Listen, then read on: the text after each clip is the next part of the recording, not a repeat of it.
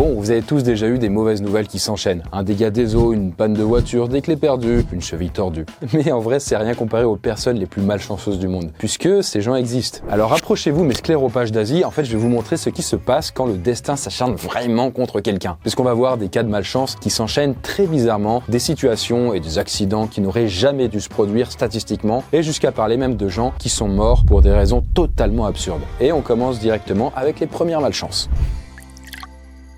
Alors, clairement, notre cobaye Gustave, il n'a pas trop de chance parce qu'il ne sait pas gérer son argent. En fait, il crame tout n'importe comment. Ça, c'est un problème. Bon, il peut quand même compter sur un truc de confiance, et ça s'appelle Boursobank, qui sponsorise la vidéo, et tout ça dans le cadre de la semaine de l'éducation financière. Et ça tombe bien parce que Boursobank, c'est la banque la moins chère de France, pour la 17e année consécutive. En fait, c'est une vraie banque anti-galère au quotidien, quoi. Et ça, Gustave, il aime bien. En fait, vous voyez, vous avez une gamme de 51 produits et plus de 1000 fonctionnalités et de services gratuits. Et tout ça sur l'application. Et par exemple, le service The Corner permet de faire des économies sur les dépenses du quotidien chez plus de 140 enseignes. Que ce soit les vacances, alimentation, shopping, loisirs. En fait, il suffit juste d'être client Boursobank pour en profiter. Et en plus, vous voyez, cette banque en ligne, elle vous permet de gérer vos opérations en un clin d'œil depuis l'application. Vous pouvez aussi payer sans frais à l'étranger, et ça, c'est un vrai plus, un peu comme notre cobaye quand vous avez l'habitude de voyager, quoi. Il y a même en plus des assurances pour protéger vos moyens de paiement et protéger les objets indispensables du quotidien, que ce soit des clés, portefeuilles, portables, bref, tout ce que Gustave est susceptible de perdre. Et sinon, Boursobank met à disposition plein de conseils pour apprendre à gérer son argent. Et ça se passe sur leur plateforme Boursocampus. Que ce soit pour faire un budget, comprendre les taux d'intérêt, savoir financer un projet, vous pouvez aller sur Boursocampus en utilisant justement d'ailleurs le lien en description que je vous ai mis. De son côté, vous le voyez, mais notre cobaye, là, Gustave, je pense qu'à présent, il est prêt pour affronter ses premières malchances. Et justement, en parlant de galère, en 2022, un Italien part en vacances en Espagne, et quelques jours après son retour, il commence à souffrir de fièvre, de fatigue et même de tout. Là, il est testé positif au Covid-19, puisqu'on est dans la période, quoi. Mais le même jour, des boutons douloureux apparaissent un peu sur sa peau. Là, le gars, il se rend à l'hôpital et on lui apprend qu'il souffre de la variole du singe. Et du coup, cette maladie, elle provoque la fièvre, des douleurs et peut être assez dangereuse. Mais le calvaire s'arrête pas là, parce qu'après une prise de sang, le gars découvre en plus qu'il est atteint du VIH. Et donc, il a été testé positif en même temps à ces 3 maladies. Le voyage a été très positif, n'est-ce pas les enfants? Et d'ailleurs, notre cobaye Gustave, il commence à se sentir malade lui aussi. Là, le cas de cet Italien est extrêmement rare, peut-être même unique au monde. Donc même si c'est très improbable, ça peut venir d'événements quand même assez basiques du quotidien. Et par exemple, sur Reddit, un Français raconte le plus gros enchaînement de malchance de sa vie. Déjà, ça commence par marcher dans une crotte de chien, puis il vomit 2 mètres plus loin. Là, le gars, il voit son bus arriver, mais il glisse sur des feuilles mortes et il atterrit dans une flaque d'eau et il rate le bus. On se dit, ça y est, c'est bon pour lui. Sauf que non, il marche jusqu'au métro, mais cette ligne est fermée pour la journée. Il doit marcher jusqu'à une autre ligne de métro. Et d'ailleurs, encore sous le choc de cet enchaînement, il ne réalise pas que sa tête dépasse légèrement de la porte du métro. Là, à ce moment-là, forcément, les portes se referment violemment sur sa tête et ça lui défonce ses lunettes de vue. Bon, après quelques autres péripéties, il décide de rentrer s'enfermer chez lui. Là, c'est bon pour lui. Il s'achète alors des boissons, mais en arrivant, il se rend compte que son sac, il glisse et les bouteilles en verre explosent par terre. Pour finir, il s'assoit dans son fauteuil et il se bloque le dos en éternuant. Et là, notre cobaye Gustave va enchaîner le même genre de pépin. Il se prend un pot de fleurs sur la tête, son téléphone se casse, bref. Donc on est encore qu'au début, parce qu'il peut y avoir bien pire. Mais quand même, on est en plein dans la loi de Murphy. Alors à la base, quand même, la loi de Murphy, c'est une vraie théorie. On peut l'appeler par la loi de l'emmerdement maximal. En fait, elle a été inventée par Edward Murphy, qui est un ingénieur aérospatial américain. Et l'idée, c'est que tout ce qui est susceptible de mal se passer, va mal se passer. En gros, un malheur n'arrive jamais seul, le négatif attire le négatif, c'est toujours la caisse d'à côté qui va plus vite au supermarché, etc., etc. Bon, mais néanmoins, il y en a quand même, elle fonctionne assez bien pour eux, cette loi. Par exemple, une Française s'en est rendue compte en partant vivre 6 mois en Australie. J'ai voulu me mettre au kitesurf, mais j'ai marché sur un poisson très venimeux. Ensuite, j'ai été incapable de poser le pied par terre pendant 2 semaines. En allant à la plage, je me suis fait voler toutes mes affaires et mes clés de voiture. Je me suis retrouvée sans rien, seule, alors que la nuit tombait. Puis j'ai eu un problème aux yeux, j'ai dû me faire opérer en urgence au milieu de nulle part. Le médecin est arrivé en tongs, il n'a même pas mis de gants pour m'opérer. Et quand j'ai voulu apprendre le stand-up paddle, je me suis fracturé la main. Il y a eu aussi une fois où elle a failli perdre sa bagnole dans une rivière, et un jour, il y a même un énorme requin de 5 mètres qui lui a foncé dessus alors qu'elle faisait du kitesurf. Bon, heureusement, elle fait demi-tour au dernier moment, mais elle a vraiment cru qu'elle allait mourir ce jour-là. Ah oui, quelle journée! Et du coup, notre cobaye, Gustave, c'est pareil, il a pas mal enchaîné aussi de son côté. Malheureusement, comme vous allez vous en rendre compte, on va pouvoir continuer à monter dans le crescendo.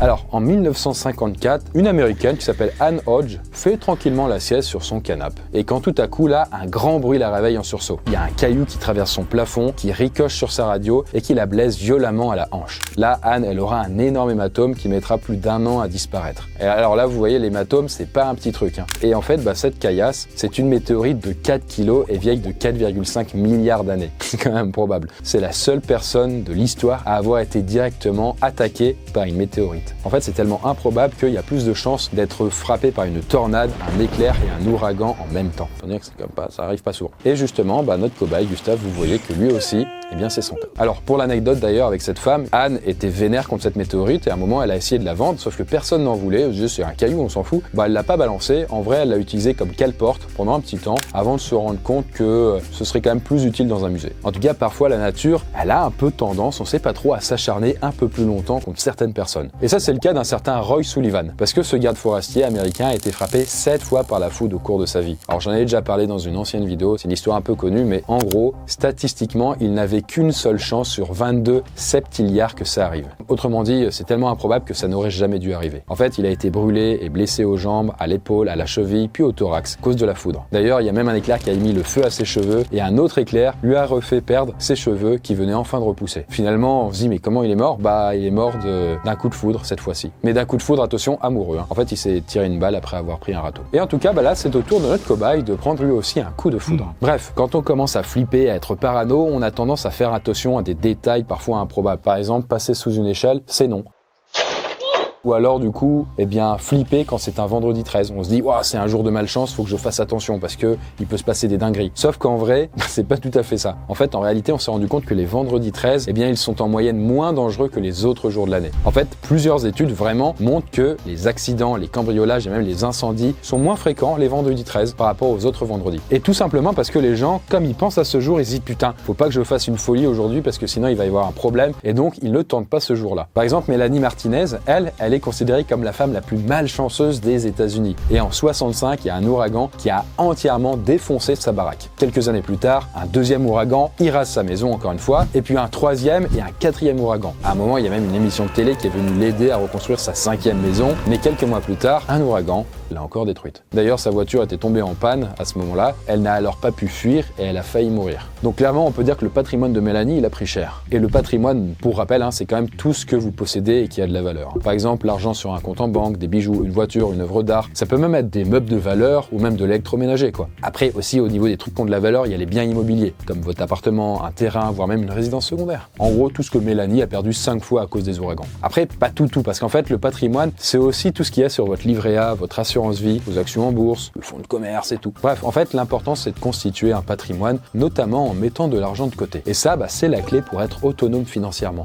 Ou encore même pour préparer sa retraite. Bon, après, pour notre cobaye Gustave, faut quand même qu'il survive. Tout comme justement une certaine Violette Jessop. Et elle, c'est une Anglaise qui a eu une vie rocambolesque, on va dire. En fait, en 1911, notre jeune Violette commence à travailler dans la White Star Line. Peut-être ça vous parlera pas, en fait, c'est une entreprise qui détient 3 immenses paquebots de luxe. L'Olympique, le Britannique et un autre, le Titanic. Bon, vous voyez où je veux en venir peut-être. En fait, Violette, elle est à bord de l'Olympique lorsqu'il heurte un autre navire et subit de gros dommages. Heureusement, là, les passagers survivent, mais Violette est alors envoyée sur le Titanic. Elle se dit, c'est bon, là, lui, il est insubmersible, nickel. Sauf que non, en fait, il va couler peu de temps après.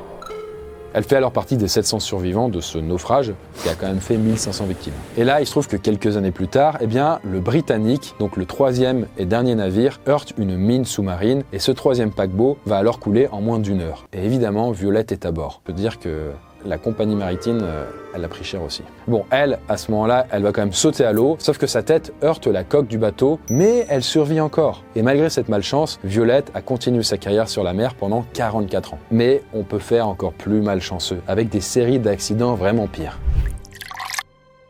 Justement, est-ce que vous connaissez Jean-Pierre Descoux ? En fait, lui, il a la réputation d'être l'homme le plus malchanceux de France. Parce que depuis son enfance, il lui est arrivé au moins 250 gros coups de malchance. Mais vraiment, vraiment. En fait, on dirait qu'il se trouve toujours au mauvais endroit, au mauvais moment. J'avais été hospitalisé en 1988 pour une leucémie. Là, les problèmes se sont enchaînés. Ma chambre stérile est tombée en panne. Une erreur de produit m'a plongé dans le coma. Je me suis ouvert le bras en tombant de mon lit et en atterrissant sur du verre, nécessitant des transfusions qui m'ont donné l'hépatite C. L'ambulance qui me ramenait chez moi a eu eu un accident et a fait 2 tonneaux. Une fois guéri, j'ai voulu refaire du vélo. Et là, je suis tombé nez à nez avec un singe qui venait de s'échapper d'un zoo et il m'a attaqué. Bon, du coup, vous l'avez compris, la liste est quand même longue. Et en plus, c'est pas tout, puisqu'il a été piqué par un scorpion, puis aussi pris en otage sur son lieu de travail. Et il a même déjà eu 4 pannes de voiture différentes la même semaine. Il est alors tombé d'un camion, d'un train, tombé de son toit ou même tombé dans un puits. Mais c'est pas tout, hein. Il a été enseveli sous du charbon et il s'est même fait braquer dans une banque. Ça suffit là, non? En tout cas, si tout ça est bien vrai, il doit vraiment mériter son titre de l'homme le plus malchanceux de France. Bref, la vie peut vraiment devenir un cauchemar.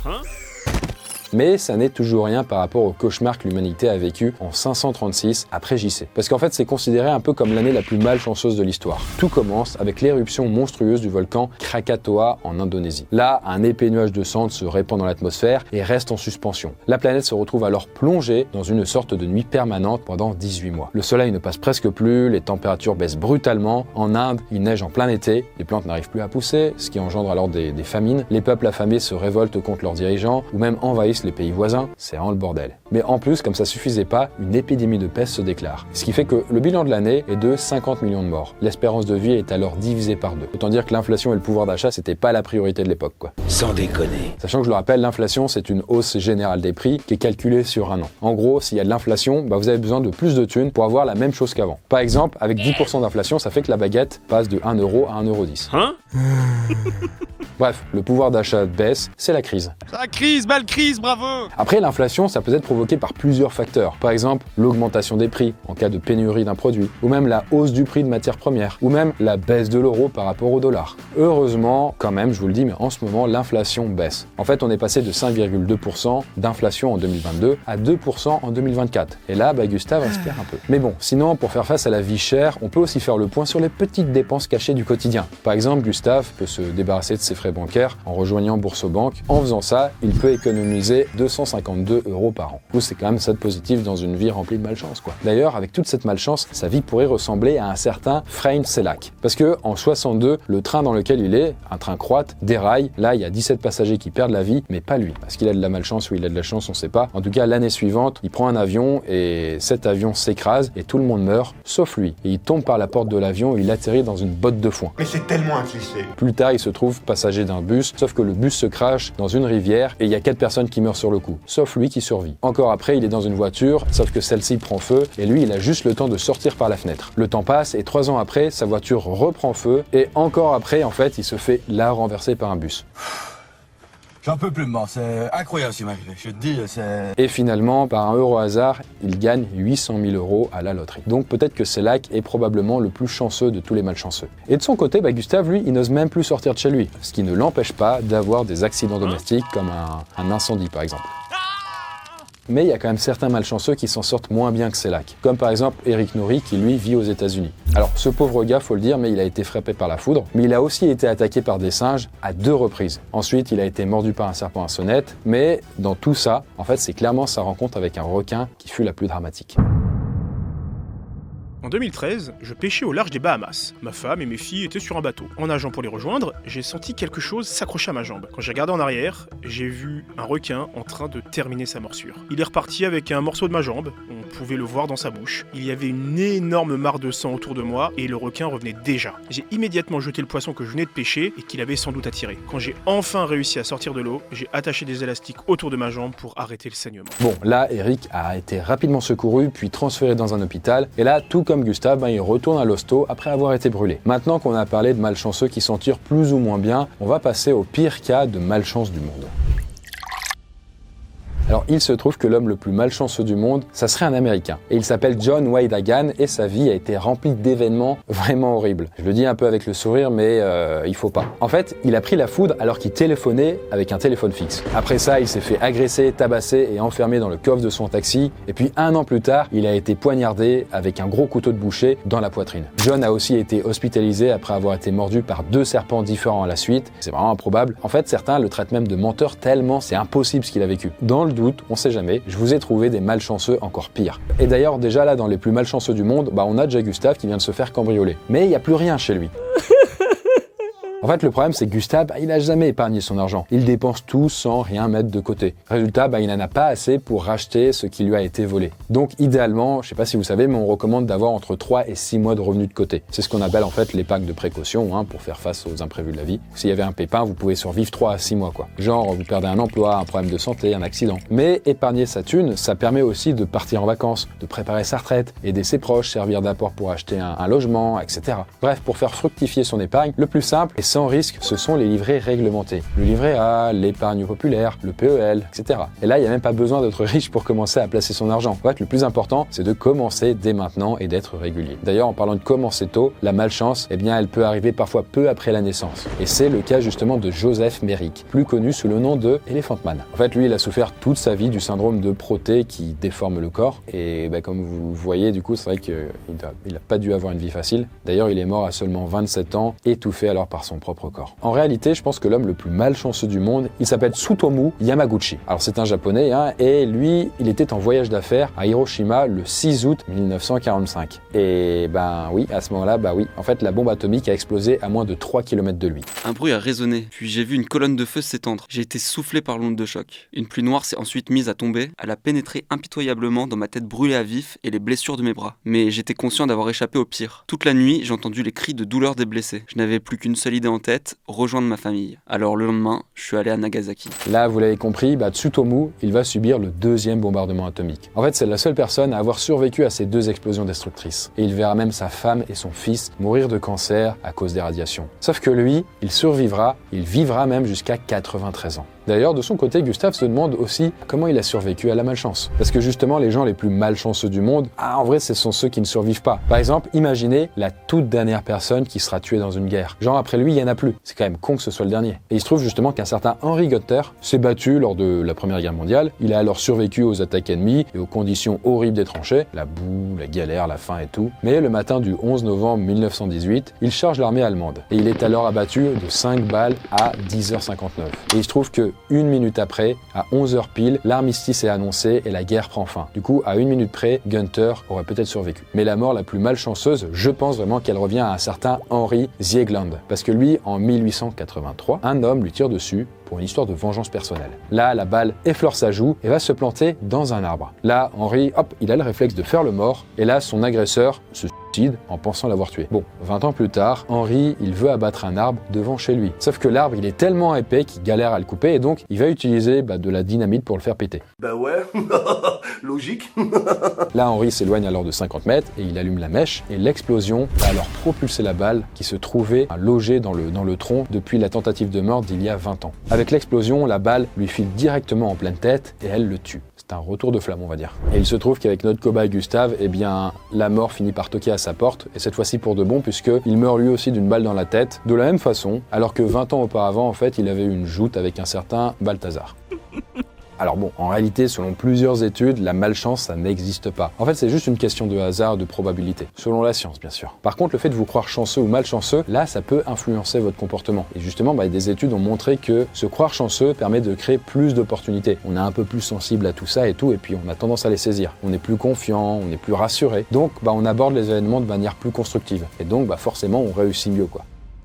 Et bien voilà, en tout cas la Poiscaille, n'hésitez pas à me raconter vos pires malchances dans les commentaires, je pense que vous en avez, j'en ai vécu également. En tout cas, moi je remarque juste un petit truc quand même qui est assez sournois, c'est que même sans parler de méga malchance, vous savez quand vous avez une journée, le matin, vous êtes bien, vous êtes normal, puis vous avez une petite galère, puis un peu après une autre, et tout au fil de la journée, il vous arrive que des petites galères, mais des trucs qui sont pas très graves en fait en soi. Sauf que en fait, c'est comme si vous étiez en train de les cumuler, et il va y avoir la galère de trop, et à ce moment-là, c'est là où vous vous dites putain, et vous passez en mode un peu déprime. Bon, en tout cas, merci encore à Boursobank de nous avoir accompagnés sur la vidéo. Alors bien sûr, vous pouvez vous rendre sur Bourso Campus pour avoir plein de conseils financiers. Le lien est bien entendu dans la description. Et sur ce, nous, écoutez, on se dit à la prochaine vidéo.